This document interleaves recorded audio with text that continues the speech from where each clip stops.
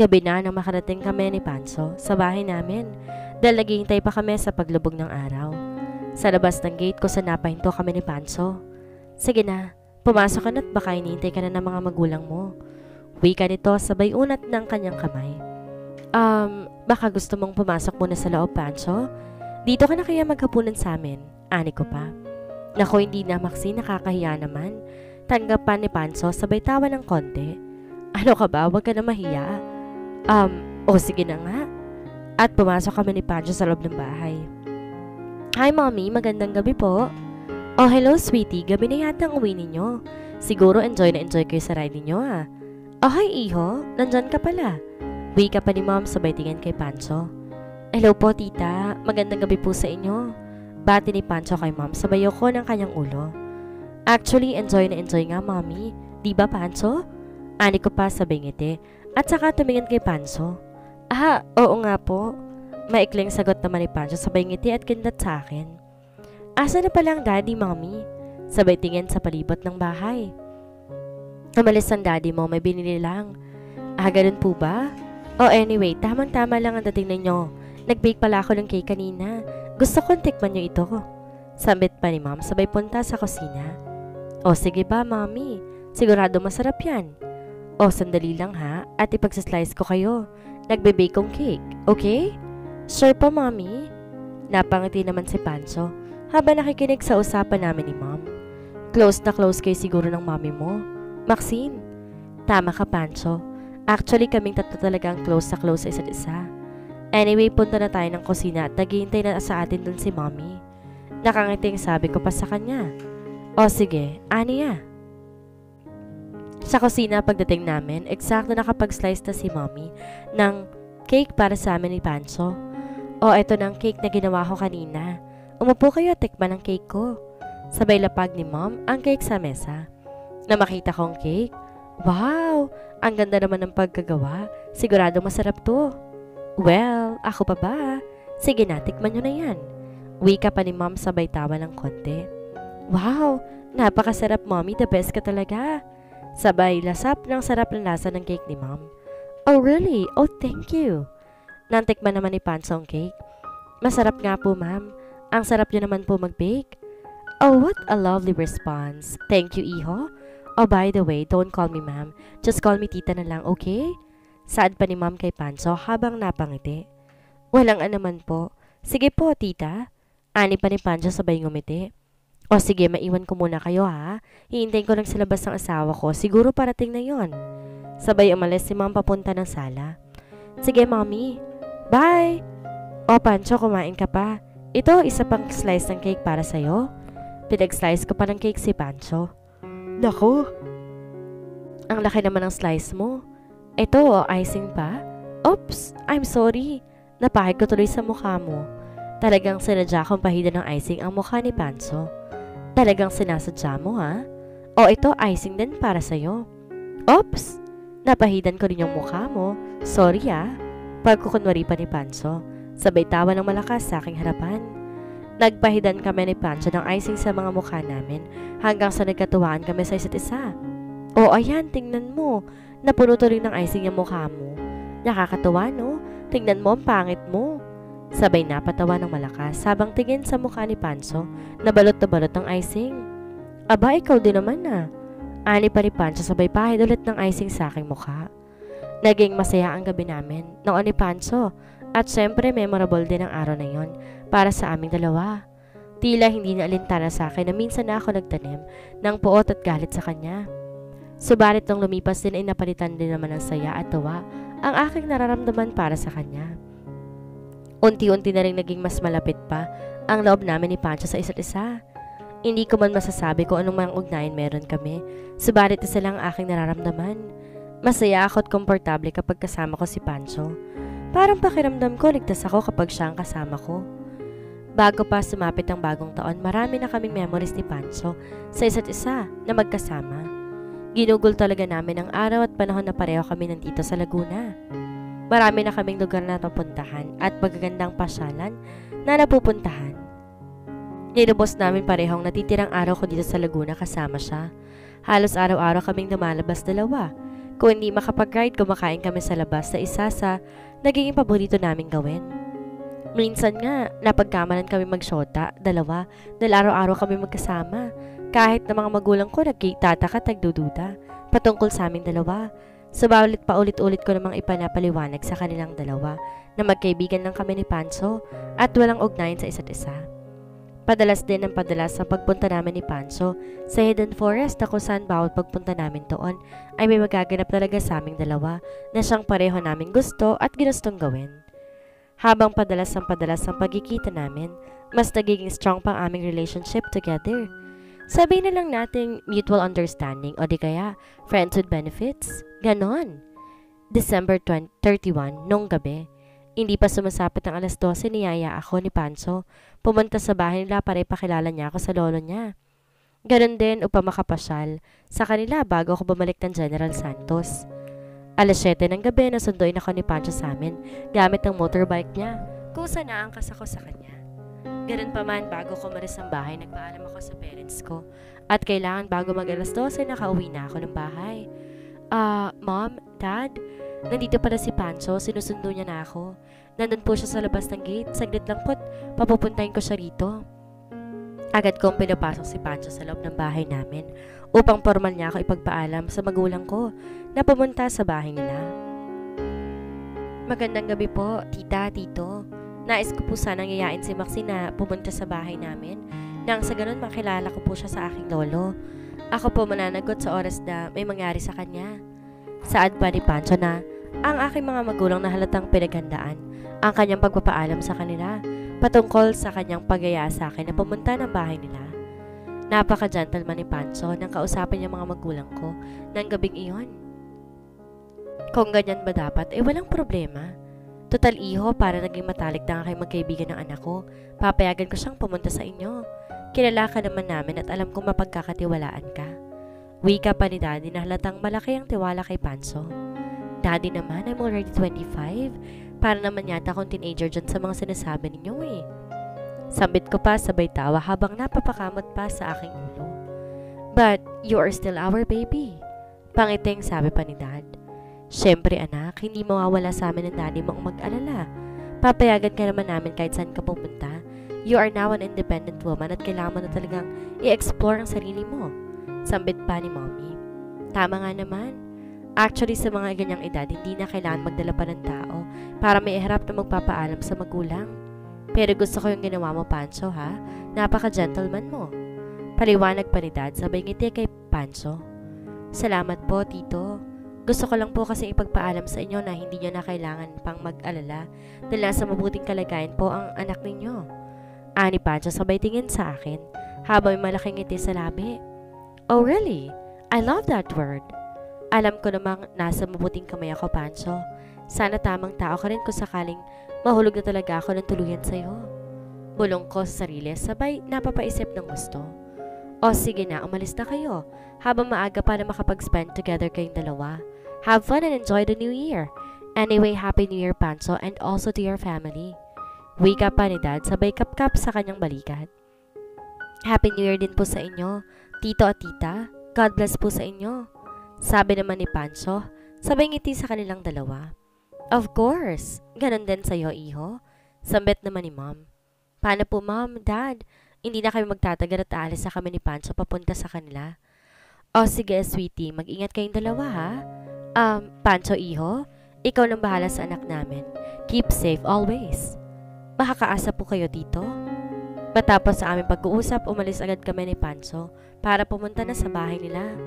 Nang makarating kami sa bahay ni na Pancho, tumambad agad sa akin ang napakalaking Christmas tree sa labas ng bahay. Halos kasing taas na ito ng bahay nila. Wow, ang ganda! Ang laki ng Christmas tree, ha? Parang yata sasali kayo sa Christmas tree contest sa sobrang laki ng Christmas tree ninyo. At ang ganda, ha? Kaya naman palang liwanag dito sa inyo, eh. Mangang sabi ko pa habang titig na titig sa malaking Christmas tree. Nagawa ko pang magbiro. Sabay na patawa si Pancho. Actually, kami lang ang gumawa nito. Kaming tatlo ng lolo ko at daddy ko. Sabihin na natin na nung buhay pa ang dad ko. Ito ang pinag-uukuran namin ng pansin noong nakaraang mga taon. Kaya kahit ay ilang Pasko man na magdaan, hindi namin pinapalitan tong Christmas tree kahit na medyo maluma na. Talagang ito pa rin ang ginagamit namin. Konting ayos lang, konting pintura, para magmukhang bago at maya-maya, magkapakaayos ang tingnan. Higit sa lahat, espesyal kasi sa akin to. Kami ng lolo ko, dahil laging alaala namin to ng dad, tuwing sasapit ng Pasko. Paliwanag pa ni Pancho, sabay huminga ng malalim, habang naalala ang kanyang yumaang ama. Hindi kala ko nga bagong bili nyo to kasi ang bago-bago pang tingnan. Di ko akalain na matagal na pala to at luma na. Nakakabalib naman kayo. Siguro close kayo ng daddy mo sa isa't isa. Ganon din ang lolo mo. Siguro kung nabubuhay pa kayo ng dad mo, siguro 3 Christmas tree na tong nagawa ninyo. Uwi ka kung may kasamang biro. Napatawa naman bigla si Pancho. Sana nga buhay pa si dad. Siguro kung buhay pa siya, sana makilala mo pa siya. Sabay tingin sa akin. Sayang lang at di ko siya naabutan para makilala. Ani ko pa sabay hinga ng malalim. Oo nga, teka. Pasok muna tayo sa loob ng sa ganon. Mapakilala kita sa lolo ko. O sige ha. Pagpasok namin ni Pancho sa bahay nila, nakaabang sa amin ang lolo niya, habang may malaking ngiti na papasalubong sa amin. Hi po, lolo. Sabay mano sa kanyang lolo. Nais ko palang ipakilala sa inyo si Maxine, ang kaibigan ko. Sabay tingin ni Pancho sa akin. Hello po, lolo. Magandang gabi po sa inyo. Masaya po ako makilala kayo. Mahina ang pagkakasabi ko, sabay lapit sa kanyang lolo at nagmano. Maxine, ang lolo ko nga pala, si Lolo Jack. Pakilala pa ni Pancho. Hello po, Lolo Jack. Pangiting sabi ko sa Lolo Jack ni Pancho. Kawaan ka ng Diyos, iha. Ikaw pala si Maxine. Napakaganda mo namang bata. Magaling din namang pumili ang apo ko Kailan na ba ako magkakaapo sa tukod, ha? Wika pa ng lolo ni Pancho na siyang kinabigla ako at kinagulat. Naku, agad-agad naman po ata yung lolo. Lala, dapat hinay-hinay lang Pabirong sabi ko pa habang sinasaka na lamang ang sinabi ng lolo ni Pancho. Napangiti naman si Pancho habang napakamot sa kanyang noo. Actually, pinag-isipan na namin yung lolo. Ani pa ni Pancho sabay tingin sa akin. Nagulat naman ako at nagtaka sa naging sabi ni Pancho. Ha? Hindi ba Maxine? Sabay kindat ng mga mata ni Pancho habang nakakagat-labi. Napatras naman ang aking mga kilay at napapansin na sabay na lang din ang sinabi ni Pancho. Oo nga po, lolo. Siguro po matagal-tagal pa. Kailangan pa po kasi mag-ipon at saka pinagpaplanuhan po na mabuti. Sagot ko naman sa sinabi ni Pancho.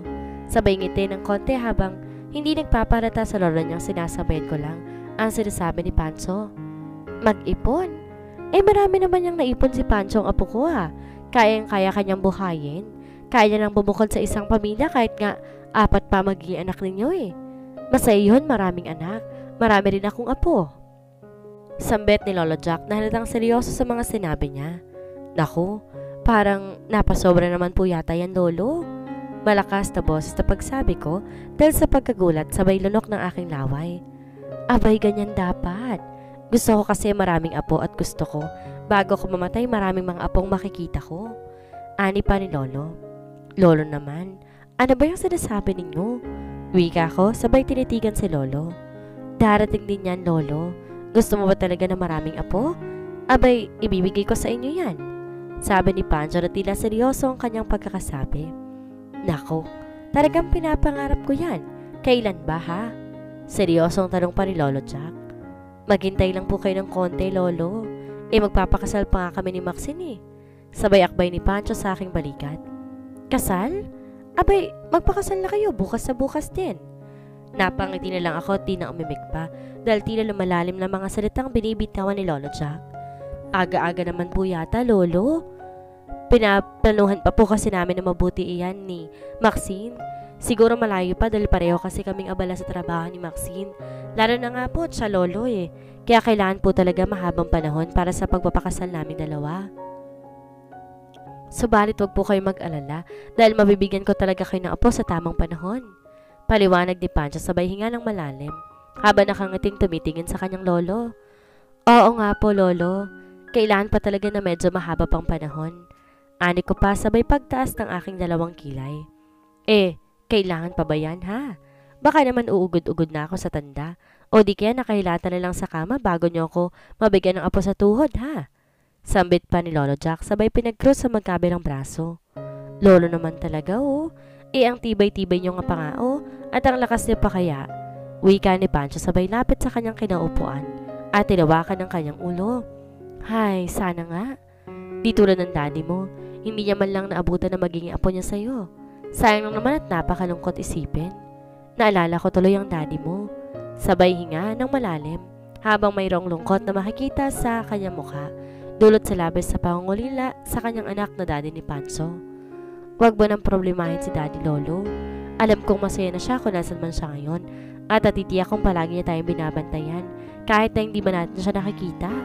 Sabi pa ni Pancho sabay ngiti kahit halatang mayroong lungkot sa kanyang pusong darama. Sa bagay nga iho. O siya, total ginagabi na. Kumain muna tayo ng mainit pa mga pinaluto ko. Sabay kaming tatlong kumain ng hapunan ni Pancho at lolo niya. Kasabay ng masarap na usapan sa masarap na hapagkainan. Matapos namin kumain, pumunta kami sa labas habang nakaupo sila sa kanilang hardin malapit sa Christmas tree.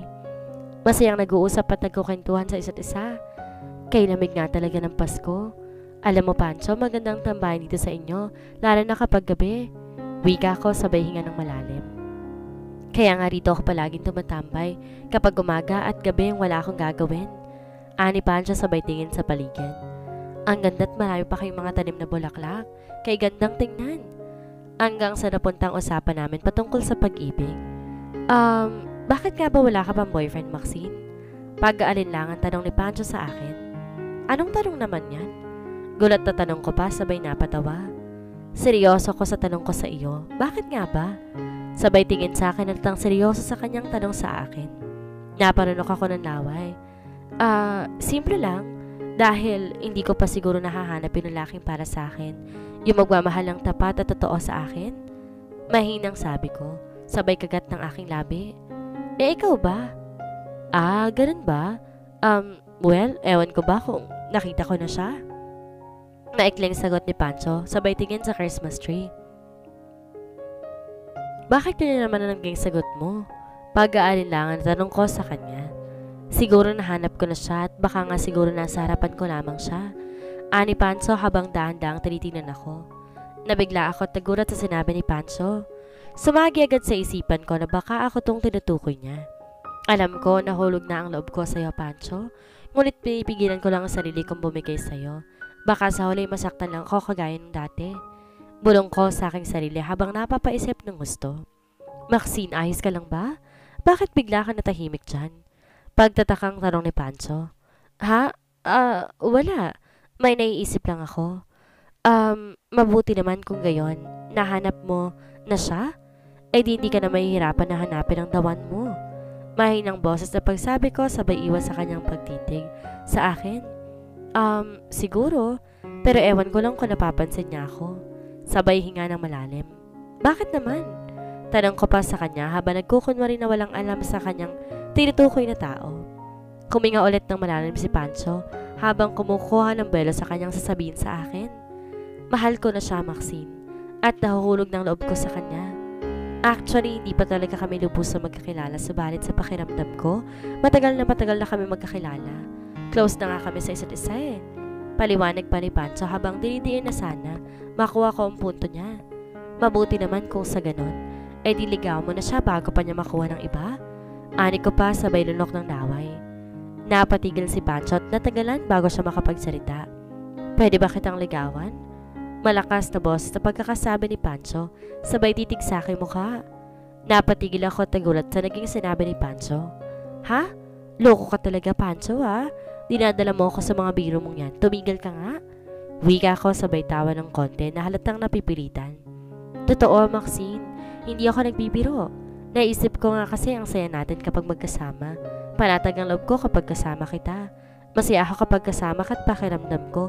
Tumataba ang puso ko kapag nasa tabi kita. Ayoko may nagaganap sa pagitan natin na wala man lang tayong labor at ugnayan sa isa't isa. Mahal kita, Maxine. Nahulog na ang loob ko sa'yo. I love you, Maxine. Wika ni Pancho sabay hawak sa aking dalawang kamay habang matalim akong tinititigan. Napahinto ako habang napapaisip sa aking sasabihin sa sinabi niya. Baka nagkakamali ka ng taong sinabihan mo niyan, Pancho? Ani ko sabay dahan-dahang inalis ang kamay niya mula sa pagkakahawak sa akin. Look at me, Maxine. hawak sa aking mukha. Sandali lang, Pancho. Gustuin ko man subalit ayoko.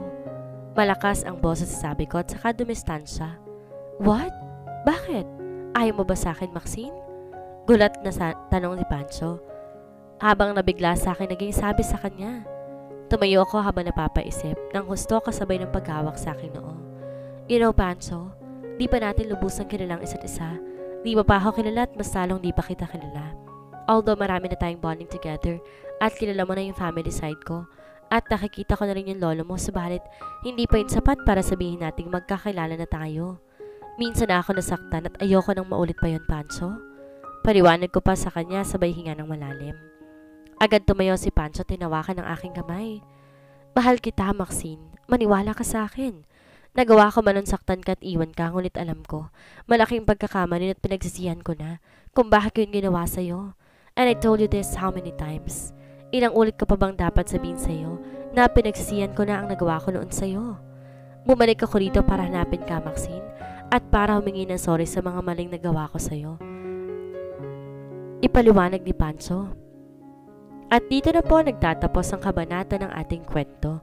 Sana mo rin niyo po ako samahan sa mga susunod pang kabanata. Maraming salamat po. Ingat po tayong lahat.